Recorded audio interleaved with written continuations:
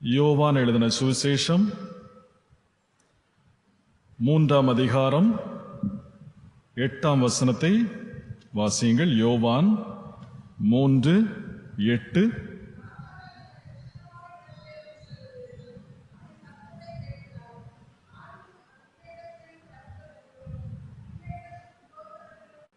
காற்றானது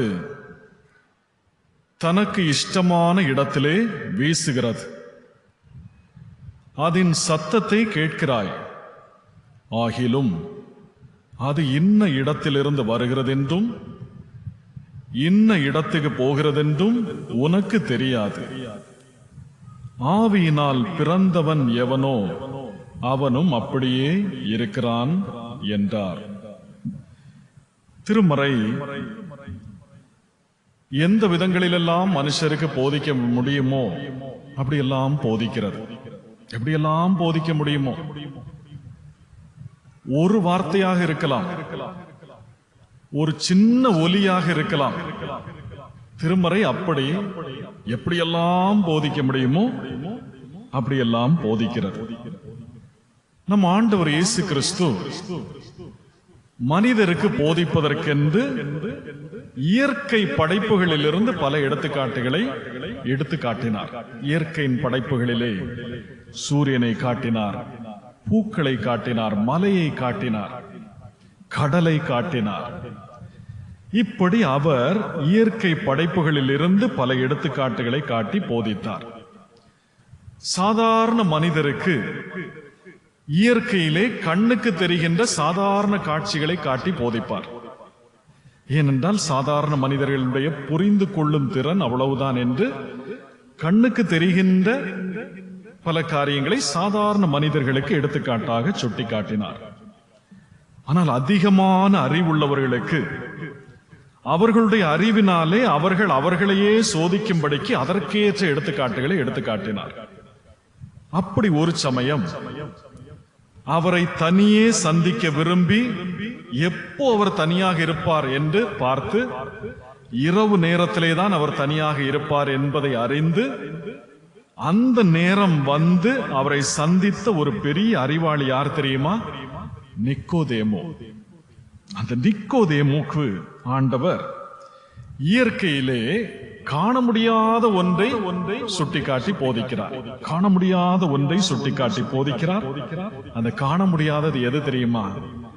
காற்று. காற்றை நாம் யாரும் காண முடியாது. உலகமெங்கும் ஜூன் 15ஆம் தேதி உலக காற்று தினம் என கொண்டாடப்படுகிறது. உலக காற்று தினம் ஏற்கனவே கொண்டாடி முடித்து விட்டார்கள். அனைத்து உயிரினங்களும் உயிர் வாழ ஆதாரமாக விளங்கும் காற்று போலவே ஆவியினாலே பிறந்த மனிதனும் இருப்பான் என்று நிக்கோதேமுவுக்கு ஆண்டவர் போதித்தார். எல்லா உயிரினங்களும் உயிர் வாழ இந்த காற்று ஆதாரமாக விளங்குகிறது. அதுபோல ஆவியினாலே பிறந்த மனிதனும் இருப்பான் என்று நிக்கோதேமுவுக்கு போதித்தார். யூதர்கள் முதன்மையான இடத்திலே வைத்து மதிக்கும் ரபியான நிக்கோதேமுவுக்கு ஆண்டவர் இந்த போதனையை சொன்ன ஒரு நேரம் காற்று அதிகமாக வீசுகிற நேரமாக இருந்திருக்கலாம். நமக்கும் நம் நாட்டிலே இந்த ஜூலை மாதம், ஆடி மாதம் ஆரம்பித்து விட்டது. இந்த ஜூலை ஆகஸ்ட் மாதங்களிலே ஆடி காத்து என்கிற கடும் காத்து வீசுகிற மாதங்கள், அப்படிதானே? கடும் காற்று வீசுகிற மாதங்கள். இந்த நேரம் மட்டும் தான் நாம் என்ன செய்கிறோம்? காற்றினுடைய சத்தத்தை கேட்கிறோம், அப்படிதானே? இந்த நேரம் காற்றுக்கு சத்தம் நமக்கு தெரியும். ஓ அப்படிதானே? அப்படி வீசும். பயங்கர சத்தம் எழுப்பி வீசுகிற காற்று மரக்கிளைகளை ஒடித்து போடும், கடலிலே கொந்தளிப்பை ஏற்படுத்தும், வாகனங்களிலே போகிறவர்களையும் நிலை தடுமாற வைத்துவிடும். பெரிய ஹைவேல போகிற கார் கூட கொஞ்சம் ஒரு ஷேக் இருக்கும். இந்த காலத்தில் என்ன சொல்வார்கள் என்றால், இரு சக்கர வாகனங்களிலே போகிறவர்கள் இடத்திலே, எப்பா நீங்க பெரிய வாகனங்களை ஓவர்டேக் பண்ணாதீங்க. அது என்ன செய்யும் என்றால், அது உங்களை அந்த வாகனத்துக்குள்ளே இழுத்து தள்ளிவிடும். ஆகவே இந்த மாதம், இந்த ஆடி காற்று என்கிற கொடிய அந்த காற்று வீசுகிற இந்த மாதத்திலே நீங்க ஓவர்டேக்கே பண்ண வேண்டாம் என்று சொல்வார்கள். ஆண்டவர் சொன்னது போல காற்று எங்கிருந்து வருகிறது என்று யாருக்குமே தெரியாது. அப்படிதானே? காற்று எங்கிருந்து வருகிறது என்று யாருக்குமே தெரியாது. ஆனால் அது வரும் திசையிலிருந்து அதற்கு தமிழ் மொழியிலே பெயரிட்டார்கள். வடக்கிலிருந்து வீசுகிற காற்றுக்கு வாடை என்று பெயரிட்டார்கள். வடக்கிலிருந்து வீசுகிற காற்றுக்கு வாடை. தெற்கிலிருந்து வீசுகிற காற்றுக்கு தென்றல், இன்னொரு பெயர் சோழகம் என்று பெயரிட்டார்கள். ஆனால் தென்றல் என்ற பெயர் தான் ரொம்ப பிரதானமாக மேலோங்கி இருக்கிறது. கிழக்கிலிருந்து வீசும் காற்றுக்கு கொண்டல் என்று பெயரிட்டார்கள். மேற்கில் இருந்து வீசும் காற்றுக்கு கச்சான் அல்லது மருத காற்று என்று பெயர் சூட்டினார்கள். அதே போல சூரியனில் இருந்து வீசும் காற்றுக்கு சூரிய காற்று. பிற கோள்களில் இருந்து காற்று வீசும், சில கோள்களில் இருந்து காற்று வரும், அந்த காற்றுக்கு கோள் காற்று என்று பெயர். குறைந்த நேரத்திலே மிக வேகமாக வீசுகிற ஒரு காற்றுக்கு வன்காற்று என்று பெயர். நீண்ட நேரம் பலமாக வீசும் காற்றுக்கு சூறாவளி என்று விஞ்ஞான பூர்வமாக இந்த பெயரெல்லாம் சூட்டப்பட்டிருக்கின்றன. திருமறையிலே காற்றுக்கள் வழியாக நமக்கு பல பாடங்கள் கற்றுத்தரப்படுகின்றன. அதை தான் நாம் தியானிக்க போகிறோம். முதலாவது மேல் காற்று அல்லது மேற்கு காற்று. மேல் காற்று அல்லது மேற்கு காற்று. வாசியுங்கள் யாத்ராகமம் 10ஆம் அதிகாரம் 19ஆம் வசனம். யாத்ராகமம் 10:19.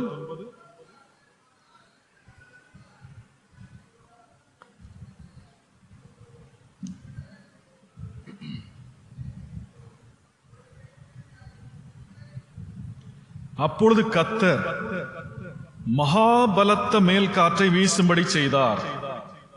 அது வெட்டு கிளிகளை அடித்து கொண்டு போய் செங்கடலிலே போட்டது. எகிப்தின் எல்லையில் எங்கும் ஒரு வெட்டுக்கிளியாகிலும் மீதியாய் இருந்ததில்லை. மேல் காற்று, மேற்கு காற்று ஆண்டவருடைய ஆணைப்படி எகிப்தின் மீது இரக்கத்தோடு வீசப்பட்ட ஒரு காற்று மேல் காற்று. ஆண்டவருடைய ஆணைப்படி இரக்கத்தோடு வீசப்பட்ட ஒரு காற்று. மனிதனால் கோபத்தோடு வீசப்படுபவை, பாய்ச்சப்படுபவை இரக்கமற்றதாக இருக்கும். அப்படிதானே? மனுஷனுக்கு கோபம் வந்து விட்டது என்றால் வீட்டுல பாத்திரங்களை வீசி விடுவான், வண்டியை உதைத்து தள்ளி விடுவான், என்னெல்லாம் உண்டோ எல்லாம் செய்வான். மனிதனால் கோபத்தோடு வீசப்படுபவை, பாய்ச்சப்படுபவை இரக்கமற்றதாக இருக்கும். ஆனால் கர்த்தர் கோபத்தோடு பலத்து வீசுவதிலும் இரக்கம் உள்ளவர் என்பதை இந்த மேற்கு காற்று சுட்டி காட்டுகிறது. கோபப்பட்டாலும் அதுல ஒரு சின்ன இரக்கம் அவருக்கு கண்டிப்பாக இருக்கும். எகிப்தியருக்கு மிகவும் நன்மையை கொடுத்த காற்று வடக்கு காற்று.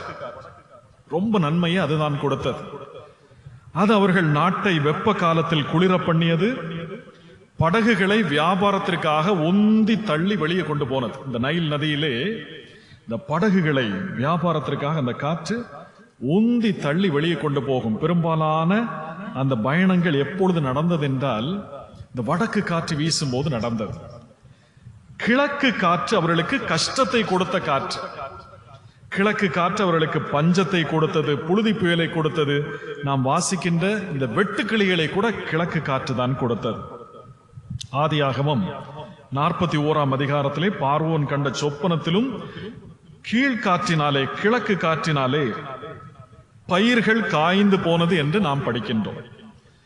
பார்வோனுக்கும் கர்த்தருக்கும் இடையே நடந்த சண்டையினாலே சாதாரண எகிப்திய மக்களின் விவசாயம் வெட்டுக்கிளிகளால் பயங்கரமாக பாதிக்கப்பட்டது. சண்டை என்னவோ ஆண்டவருக்கும் பார்வோனுக்கும் தான். ஆனால் சாதாரண மனிதர்கள் பாதிக்கப்படுகிறார்கள். சாதாரண மனிதர்கள் பாதிக்கப்படுகிறார்கள். இன்றைக்கு போர்க்களத்திலே வீரர்கள் யாரும் போய் போர் செய்ய மாட்டார்கள். நீங்க நல்லா கவனிச்சு பாருங்க. ஒரு காலத்துல எப்படி போர் நடக்கும், இந்த வீரர்களும் அந்த வீரர்களும் போவார்கள். வாளினாலே ஒருவரை ஒருவர் வெட்டி கொள்வார்கள், ஈட்டியை எடுத்து வீசுவார்கள், துப்பாக்கி எடுத்து சுடுகின்ற காலமும் அப்படி இருந்தது. மனிதர்கள் போய் போர் செய்தார்கள். இன்றைக்கு அதெல்லாம் இல்லை. அப்படிதானே? இன்னைக்கு எப்படிதான் போர் நடக்கிறது? இன்றைக்கு ட்ரோன் தாக்குதல் தான் போர்க்களத்தில் முக்கிய ஆயுத தாக்குதல். ட்ரோன், சின்ன சின்ன ஆயுதங்கள். இப்பொழுது போர்க்களம் வெறும் ஏவுகணைகளால் தீர்மானிக்கப்படவில்லை. யார் பிற நாட்டின் ராணுவ தகவல்களை விரைவாக திருடுகிறார்கள், ரகசியமாக அங்கே வைக்கப்படுகிற தகவல்களை யார் விரைவாக திருடுகிறார்கள், யார் எதிரியின் மூளையை முதலில் செயலிழக்க வைக்கிறார்கள் என்பதிலே தான் போர்க்களமே தீர்மானிக்கப்படுகிறது. அடுக்கடுக்காக, வரிசையாக, சில சமயம் தாறுமாறாக பாய்ந்து வரும் ட்ரோன் என்னும் ஆளில்லாத சிறு ஆயுத விமானங்கள் உருவாக்கப்படுவதற்கு அடிப்படையா என்ன இருந்து தெரியுமா? இந்த வெட்டுக்கிளிகள் தான் இருந்தது. வெட்டுக்கிளிகளை பார்த்து அதை ஒரு காலத்தில் விஞ்ஞானிகள் ஆராய்ச்சி பண்ணினார்கள். பைபிளை வாசிக்க தொடங்கினா விஞ்ஞானி. இன்னைக்கு நம்ம எல்லாம் வாசிக்கல. விஞ்ஞானி என்னைக்கு பைபிளை வாசிக்க தொடங்கினானோ அன்னைக்கு நிறைய ஆயுதங்களை ஆயத்தம் பண்ணிவிட்டான் என்று சொல்லுகிறார்கள். அப்படி ஒரு காலத்திலே சில விஞ்ஞானிகள் இந்த ட்ரோன் என்கிற ஆயுதத்தை அவர்கள் தயாரித்தார்கள். போர்க்களத்துக்கு ஆட்கள் செல்ல வேண்டாம், ஆட்கள் இழப்பு இருக்காது, நம்ம ட்ரோனை அனுப்பிவிட்டால் போதும். அந்த ட்ரோன் எப்படி செயல்படும்?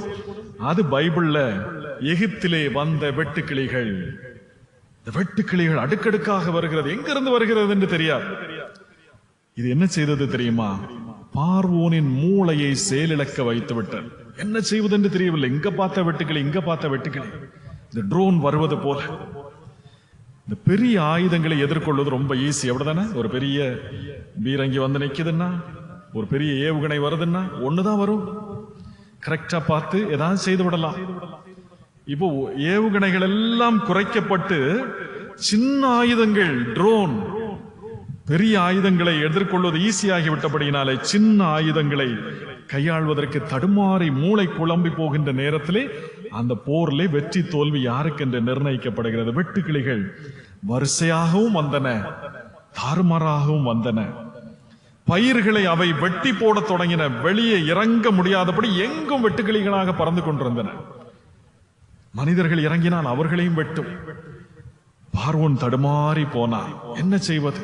தடுமாறி போகின்றான். சில பூச்சிகள் உலகை உயிர் வாழ வைக்கும். பகலிலே உலா வருகின்ற வண்ணத்து பூச்சிகள், இரவிலே மட்டும் உலா வருகின்ற அந்து பூச்சிகள் என்ன செய்கின்றது? அவைகள் எல்லாம் மகரந்த சேர்க்கை ஒரு செடியிலிருந்து எடுத்து இன்னொரு செடியிலே கொண்டு போய் வைத்து நிறைய செடிகளும் பயிர்களும் முளைப்பதற்கு, பெருகுவதற்கு அது காரணமாக இருக்கின்றன. ஆனால் வெட்டுக்கிளிகள் இருக்கிறதே, அது பயிர்களை வெட்ட மட்டுமே செய்யும். இதை அழிப்பதற்கு எந்த மருந்தை வானத்திலே அடித்தாலும் சுவாச கோளாறு வந்துவிடும், ஆட்களுக்கு உயிருக்கு ஆபத்து வந்துவிடும். பார்வோன் குழம்பி போகின்றான். என்ன செய்வது? என்ன மருந்தை வைத்து இதை கொல்வது? எப்படி வெட்டுக்கிளிகளை விரட்டுவது என்று தெரியாமல் பார்வோன் என்ன செய்தான்? நம்ம வசனத்தில் வாசித்தோம். அவன் மோசேயின் இடத்திலே கெஞ்சுகின்றான், எப்படியாவது இது போய்விடட்டும். ஆகவே ஆண்டவர் இரக்கத்தோடு ஒரே நாளிலே, அப்படிதானே, ஒரு நாளிலே எகிப்தை விட்டு அந்த வெட்டுக்கிளிகள் எல்லாம் அகற்றும்படி மேற்கு காற்றை வீச பண்ணினார். ஒரு நாள் தான். ஒரு நாள்ல எல்லாமே அடிபட்டு போய்விட்டது. நம்மையும் திக்குமுக்காட செய்கின்ற துன்பங்கள் வெட்டுக்கிளிகளை போல வரலாம், அங்கும் இங்கும் வரும், தாறுமாறாக வரும். ஆனால் ஆண்டவர் இரக்கத்தோடு ஒரே நாளிலே அவற்றை அகற்றி போட வல்லமை உள்ளவர் என்பதை தான் மேற்கு காற்று சொல்லுகிறது. அப்படிதானே? ஒரு நாள்ல எல்லாம் அகற்றி போடுவார்.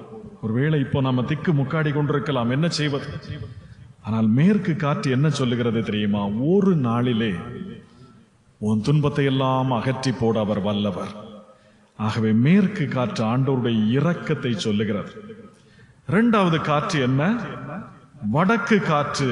வடக்கு காற்று வாசியுங்கள். நீதிமொழிகள் 25ஆம் அதிகாரம் 23ஆம் வசனம். நீதிமொழிகள் 25, 23.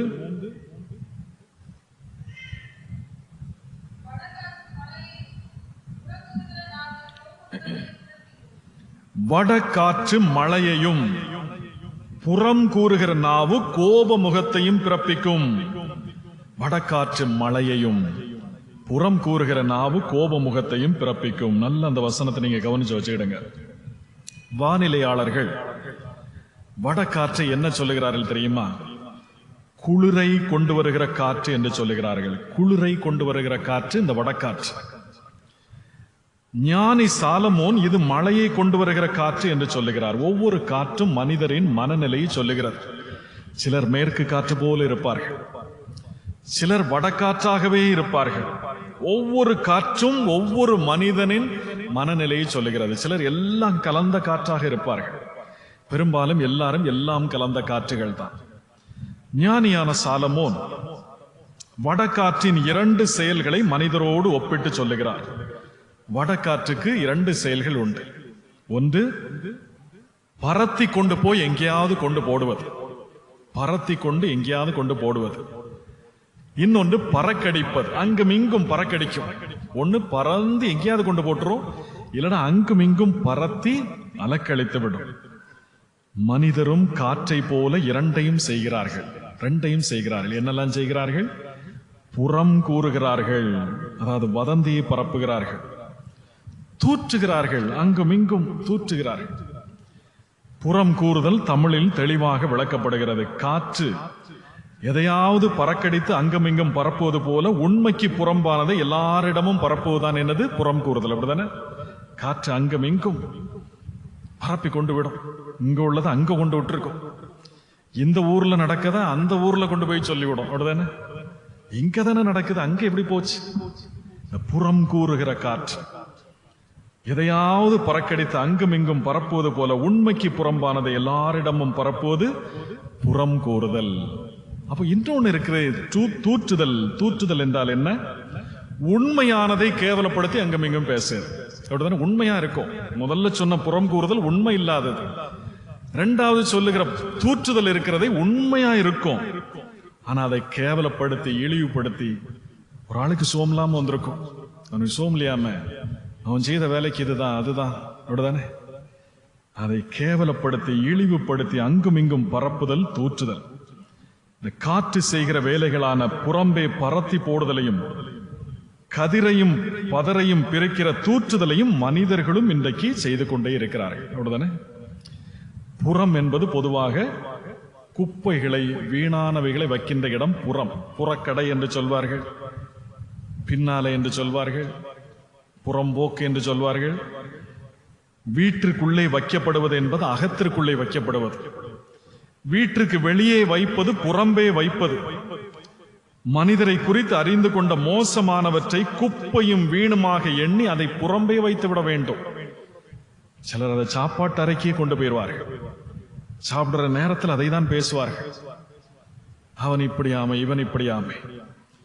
ஜெபிக்கிற இடத்திலே அதை பேசிவிடுவார்கள். இந்த வடக்காற்று இருக்கிறதே குளிரான நேரத்திலே, அதாவது நமக்கு நவம்பர் முதல் பிப்ரவரி மாதங்களில் இந்த வடக்காற்று வீசும். நவம்பர்ல இருந்து பிப்ரவரி வரை வடக்காற்று. அப்படி வடக்காற்று வீசி குளிரை ஏற்படுத்தி மனிதருடைய இயல்பு வேலையை முடக்கி ஓரிடத்திலே அமர வைத்து ஒரு வேலையும் செய்யாமல் அப்படி குளிர்ல நடுங்கி கொண்டிருக்க வைத்துவிடும். அப்படி இருக்கும்போது பொழுது போகாமல் அடுத்த மனிதரின் கதைகளையும் கேட்டு புறம் கூறவும் தூற்றவும் செய்வார்கள். எப்போ இது நடக்கும்? வடக்காற்று வீசும்போது, வேலை செய்ய வெளியே போக முடியாம இருக்கும்போது, ஒரு இடத்துல முடங்கி இருக்கும்போது, அந்த கதையை கொண்டா இந்த கதையை கொண்டா. வேலையில்லாத மனிதர்கள் பொழுது போகாமல் அடுத்த மனிதரின் கதைகளை கேட்டு புறம் கூறவும் தூற்றவும் செய்கிறார்கள். அதனால்தான் ஞானி சாலமோன் பார்த்தார். இந்த வடக்காற்றுக்கும் புறம் கூறுதலுக்கும் உள்ள தொடர்பை கண்ட ஞானி சாலமோன் அழகாக சொன்னார். என்ன சொன்னார் பாருங்கள். வடக்காற்று மழையையும் புறம் கூறுகிற நாவையும் கோப முகத்தையும் பிறப்பிக்கும். அதை சேர்த்துதான் வாசிக்கணும். வடக்காற்று மழையையும் புறம் கூறுகிற நாவையும் கோப முகத்தையும் பிறப்பிக்கும் என்கிறார். அதிகமான வதந்திகள், உண்மைக்கு மாறான செய்தி பரப்புதல்கள் நம்ம வேலை இல்லாமல் இருக்கும் போதும் கோபத்தோடு இருக்கும் போதும் செய்யப்படுவையோடு தானே. யார் மேலேயாவது நமக்கு கோபம் வந்துட்டுன்னா இந்த வேலையை செய்ய தொடங்கி விடுவார்கள்.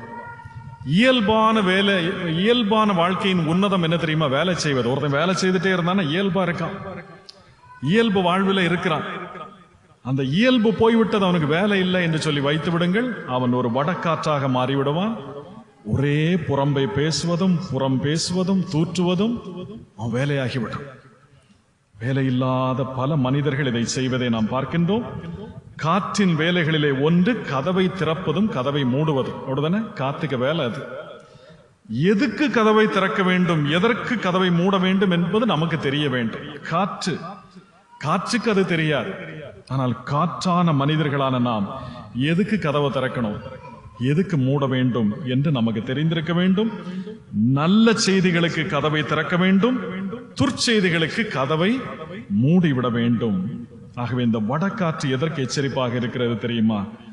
தூற்றுதல், புறம் கூறுதல் ஆகியவை தீமை, அது உனக்கே ஒரு நாள் வரும் என்பதற்கான எச்சரிப்பாக இது இருக்கிறது. மூணாவது என்ன காற்று? தென் காற்று. வாசியுங்கள் அப்போஸ்தலர் நடபடிகள் 27 அதிகாரம் 13 வசனம். அப்போஸ்தலர் 27:13.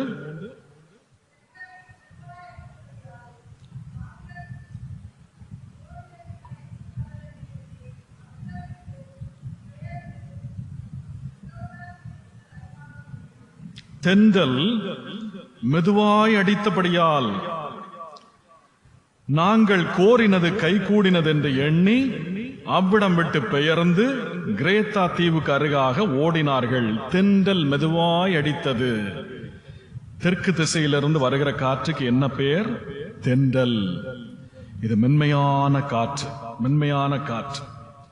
இந்த ஆதாமும் ஏவாளும் ஏதேன் தோட்டத்தில் இருக்கும்போது திடீரென்று மென் காற்று வீசும். அப்படி மென் காற்று வீசும் போது அவர்கள் அறிந்து கொள்வார்கள், ஆண்டவர் வருகிறார். அப்படி ஒரு அழகான காற்று அந்த காற்று. தென்றல் நற்செய்தியின் அடையாளம். பெரும் புயல் அடித்த பிறகு ஒரு தென்றல் வீசும். அந்த தென்றல் வீசின பிறகு வானவில் தோன்றும். தென்றலே வானவில்லை தோன்ற செய்யும். தென்றல் இந்த மெல்லிசை போல மென்மையாக இருக்கும். வாழ்க்கையை அமைதியுடன் கடந்து செல்ல வைக்கும். இந்த பவுல் அப்போஸ்தலனும் அவருடன் கடலில் பயணித்தவர்களும் ஒரு கொடிய காற்றை அனுபவிக்கிறார்கள். அந்த காற்றுக்கு என்ன பெயர் என்றால் யூரோ கிளைடான்.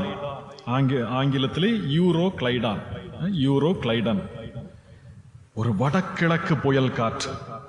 அவர்கள் எல்லாரையும் அது பயப்படுத்தினது, தாறுமாறாக புரட்டி போட்டது, செத்து போய் விடுவோம் என்ற ஒரு பயத்தை ஏற்படுத்தினது. ஒரு வழியாக அது ஓய்கிறது.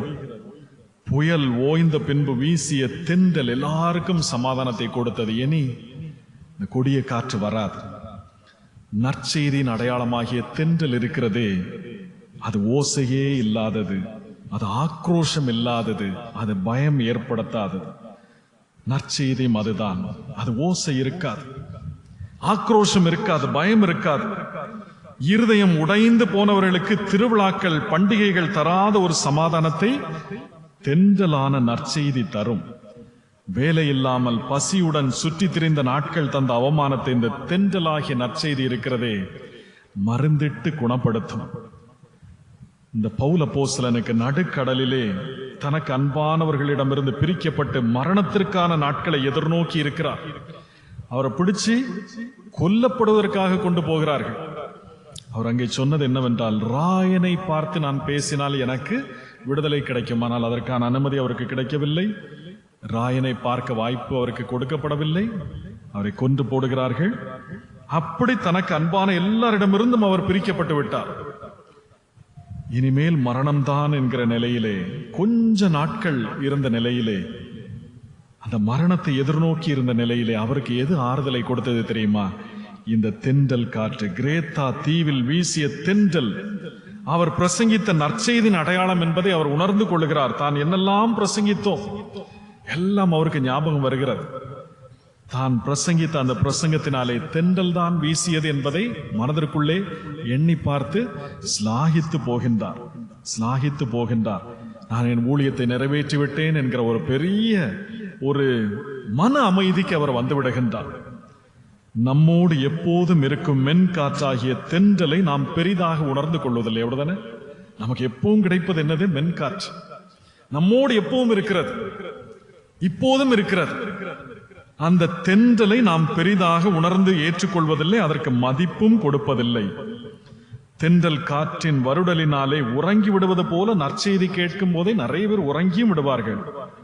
ஆனால் எப்போ முழிப்பார்கள் தெரியுமா? வாழ்க்கையிலே அடித்த ஒரு புயலுக்கு பிறகு, ஒரு கடுமையான ஒரு புயல் அடித்து அதற்கு பிறகு ஒரு தென்றல் உணர்வார்களே, அந்த தென்றல் நற்செய்தியின் மதிப்பு எவ்வளவு என்பதை அவர்களுக்கு புரிய வைக்கும். ஆகவே தெற்கு காற்று என்பது நற்செய்திக்கான நன்றியை நம்மிலே ஏற்படுத்த வேண்டும். இந்த தெற்கு காற்றை பற்றி நாம் உணரும் போது, கர்த்தாவே நீர் தருகிற நற்செய்திக்காக நன்றி என்று நன்றியோடு நாம் இருக்க வேண்டும். கடைசி காற்று என்ன காற்று? கிழக்கு காற்று. வாசியுங்கள். சங்கீதம் 48:7. சங்கீதம் 48:7.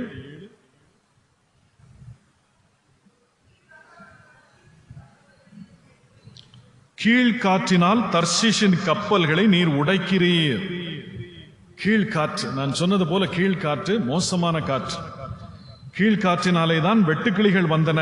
கீழ்காற்று என்பது எதன் அடையாளம் தெரியுமா? கீழ்காற்று, கிழக்கு காற்று நியாய தீர்ப்பின் அடையாளம். நியாய தீர்ப்பின் அடையாளம்.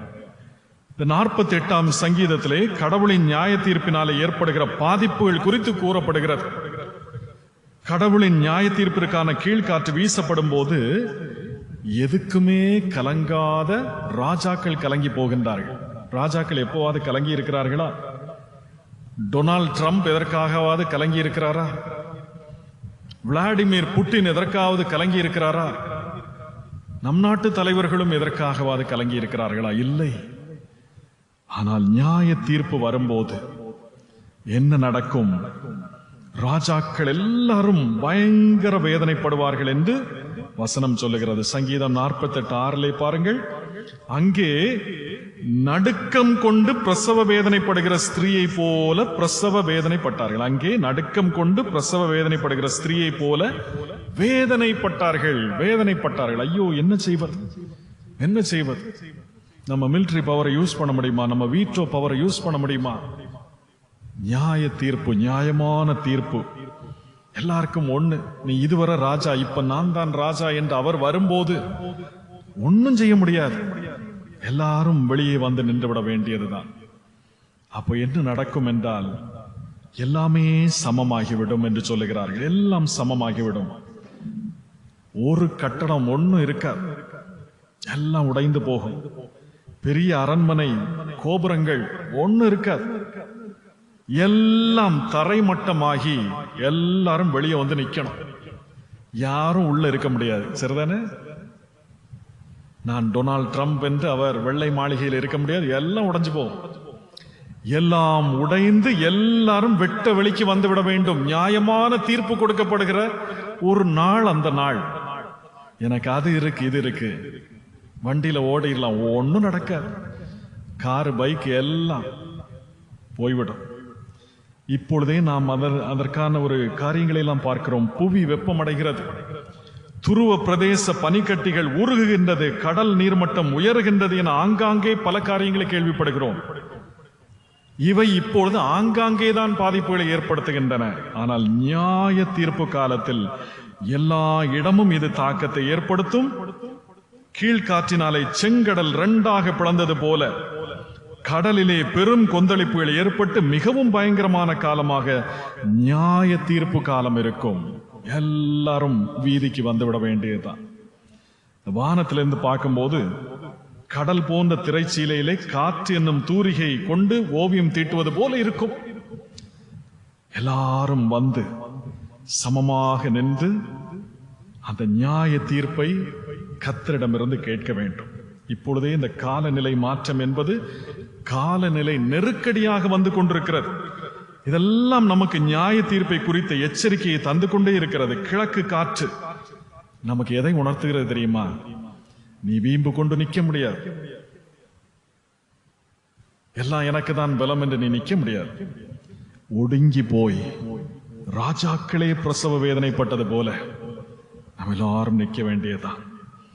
ஆகவே ஒண்ணும் இல்லாதவன் அந்த காலத்துல சும்மா நிற்பான். எல்லாம் வச்சிருக்கிறவன் எல்லாம் போய்விட்டதே, எல்லா அகங்காரமும் உள்ளவன் எல்லாம் போய்விட்டதே. நியாயமான தீர்ப்புக்கு நாம் நிற்க வேண்டும். கிழக்கு காற்று உணர்த்தும் நியாய தீர்ப்பு நம்முடைய உள்ளத்திலே பதிந்திருக்க வேண்டும். என்னைக்கு வேண்டுமானாலும் நியாய தீர்ப்பு கிடைக்கும். ஆகவே 4 பெருவகை காற்றிடமிருந்து நாம் 4 முக்கியமான காரியங்களை கற்றுக்கொள்கிறோம். மேற்கு காற்றிடமிருந்து கர்த்தருடைய இரக்கம். ஆண்டவரே, உம்முடைய இரக்கம் எனக்கு கிடைக்கணும், உம்முடைய இரக்கம் எனக்கு கிடைக்கும். வடக்கு காற்றிடமிருந்து வதந்திகளை நாம் பரப்பக்கூடாது. அது மோசம் என்பதை நாம் கற்றுக்கொள்கிறோம். தெற்கு காற்றிடமிருந்து உம்முடைய நற்செய்தி தென்றல் எனக்கு வேண்டும் ஆண்டவரே. புயலடித்து போன வாழ்க்கை என்னுடைய வாழ்க்கை. உம்முடைய நற்செய்தி தென்றலினாலே எனக்கு ஒரு சமாதானம் கிடைக்கட்டும். கிழக்கு காற்றிடமிருந்து நியாய தீர்ப்பு எல்லாருக்கும் உண்டு என்பதை நாம் கற்றுக்கொள்கிறோம். எபிரேயர் 1:7 தூதர்கள் 2 வகையாக பிரிக்கப்படுகிறார்கள். தூதர்கள் 2 வகையாக பிரிக்கப்படுகிறார்கள். ஒன்று காற்றுகள், இன்னொன்று அக்கினி ஜுவாலைகள். நற்செய்தி சொன்ன தூதர்கள் காற்றுகள் போன்றவர்கள். கேப்ரியல் போன்றவர்கள் காற்றுகள் போன்றவர்கள். இந்த உலகத்திலே நற்செய்தியை சொன்னவர்கள் காற்றுகள் போன்றவர்கள். இந்த காற்று என்ன செய்கிறது? பூமியின் வெப்பநிலையை கட்டுப்படுத்துகிறது. அதே போல நற்செய்தியை நாம் சொல்லும் போது மனிதருடைய துன்ப வெப்பநிலை கட்டுப்படுகிறது. துன்ப வெப்பநிலை கட்டுப்படுகிறது. தாவரங்களின் விதைகளை காற்று தூக்கி சென்று சிதறடிப்பதன் மூலம் பல செடிகள் மரங்கள் வளர காரணமாக இருப்பது போல நற்செய்தி விதைகளை தூக்கி கொண்டு போய் சிதறடிக்க வேண்டும். அங்குமிங்கும் சொல்ல வேண்டும். மீன் வாங்குகிற இடத்திலே சொல்ல வேண்டும். நண்பர்களிடத்திலே சொல்ல வேண்டும். அப்படி அவர்களுக்குள்ளே பயிர்கள் முளைக்க, நற்செய்தி பயிர்கள் முளைக்க செய்பவர்கள் தான் யாரு? காற்றுகளான தூதர்கள். இவர்களைப் போல நாமும் காற்றுகளாக வாழ்வது ஆசீர்வாதமானது. இந்த காற்றுக்கு அதே நேரம் மாசுபடுத்துதல்கள் உண்டு. உடனே தொழிற்சாலையிலிருந்து வருகிற பயங்கர காற்று, பயங்கர புகை அதனோடு கலக்கும். ஆனா காற்று என்ன செய்யும்? அந்த இடத்தை விட்டு அகன்று போக விரும்பும், அல்லது அதை அகற்றி போடதான் விரும்புமே தவிர அந்த புகையோடு 2ஆக கலந்து விடாது. நம்மை மாசுபடுத்துகிற புகை நமக்கு பல மனிதர்களிடத்திலிருந்து வரும். ஆனால் அதனோடு கலந்துவிட விரும்பாமல் தனித்த காற்றாக, பரிசுத்த காற்றாக நாம் வாழ வேண்டும். நிக்கோதேமுக்கு ஆண்டவர் கூறிய ரகசியம் இதுதான். எப்படி? ஆவியினால பிறந்தவன் எப்படி இருப்பான்? காற்றை போல இருப்பான். கலந்து விட மாட்டான், மாசடைந்து விட மாட்டான், பரிசுத்தமா இருப்பான், நல்லதை செய்வான், நற்செய்தியை பரப்புவான். ஆகவே நல்ல காற்றுகளாக இருக்கும்படி நம்மை அர்ப்பணிப்போம். எழுந்து நின்று நம்முடைய விசுவாசத்தை அறிக்கை செய்வோம். எழுந்து நிற்போம். வானத்தையும்